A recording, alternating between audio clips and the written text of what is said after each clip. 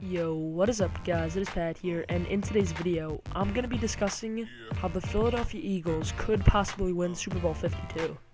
Now before I get into this video, I'd like to apologize for the lack of uploads. I know I say this a lot, and I'm sorry I didn't get out my conference championship predictions video out, but I definitely didn't see the Eagles winning this one by such a landslide, and they're pretty much just going to be the topic of this video, so let's go ahead and get right into it.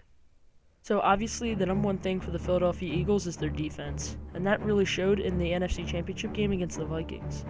And obviously their defense is one of the best in the league, and their front seven is pretty much the best in the league. And when you have a guy like Fletcher Cox that can take over a game, and when his team needs a big play, he can get after the quarterback, there's nothing more that you could want. And young corners have really been stepping up for the Eagles, like Jalen Mills and Patrick Robinson, and their secondary through and through has been pretty good. Now, although they did have some issues at linebacker, as you're seeing in this clip how Kyle Rudolph's able to sneak through the defense, they're able to correct that thanks to defensive coordinator Jim Schwartz, who is also a head coach for the Detroit Lions. So for Doug Peterson and its crew, it's almost like having two head coaches coaching your team, considering Jim Schwartz was a former head coach. And now that their offense has actually been getting into rhythm with quarterback Nick Foles, I feel like the Eagles do have a legitimate chance against Tom Brady. But the one thing that they're going to have to do is play man coverage across the board. Obviously, everyone knows that Tom Brady can pick apart any zone, and if you're able to get after him and have man coverage that's pretty tight, you'll be able to succeed. And the Jacksonville Jaguars has shown that, except Blake Bortles just didn't show up in the fourth quarter, and that's one thing for Eagles fans you got to be afraid of if the game's close. Nick Foles really doesn't have that much playoff experience, as neither did Blake Bortles, and that really showed at the end of the game. So you want to have someone that can protect that lead, and although Nick Foles is a great quarterback, you would want him to show up in those situations, but it wouldn't be surprised like a quarterback like him may not be able to pull through. But I mean, if you're the Eagles, you don't want it to have to be a close game. You want to come in there with that underdog role and really just take the game from the beginning and just never let them get a lead.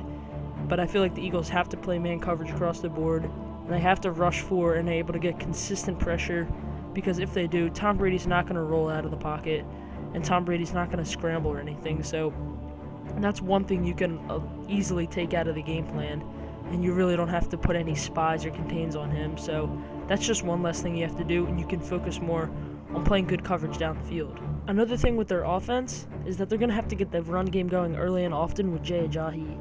And obviously everyone knows that LeGarrette Blount is a huge red zone threat, so obviously you'd expect them to feed to him in the red zone, but other than that, I feel like you should be giving the ball to Ajayi early and often, and take a little bit of the burden off Nick Foles, considering he is a backup quarterback who's playing in the Super Bowl against the greatest quarterback of all time. So you give it to Ajayi a little bit, maybe mix in Clement, and just get some easy runs and get some easy throws too.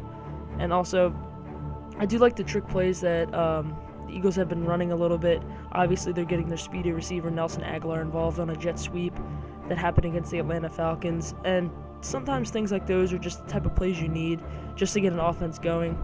And I feel like if the Eagles struggle early in the game with their passing rhythm, look for them to go to one of these trick plays just to get some good yardage and get Nick Foles comfortable. And obviously, he does have some great receivers to throw to as well.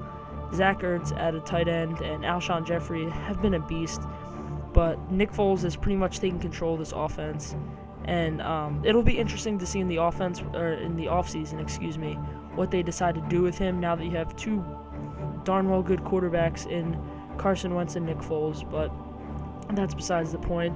Now, if you guys want me to make a video on how the Patriots can win the Super Bowl, I can do so, but I pretty much did this just because the Eagles weren't favored in their Atlanta game, and they weren't favored in this game, although being the number one seed. And now they're not favored. They're favored. The Patriots are favored, by 5.5 points.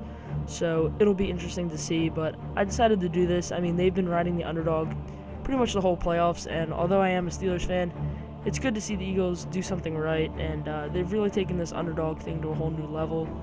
But yeah, that's pretty much gonna wrap up this video. If you guys want to see more types of videos like this, obviously make sure you guys subscribe.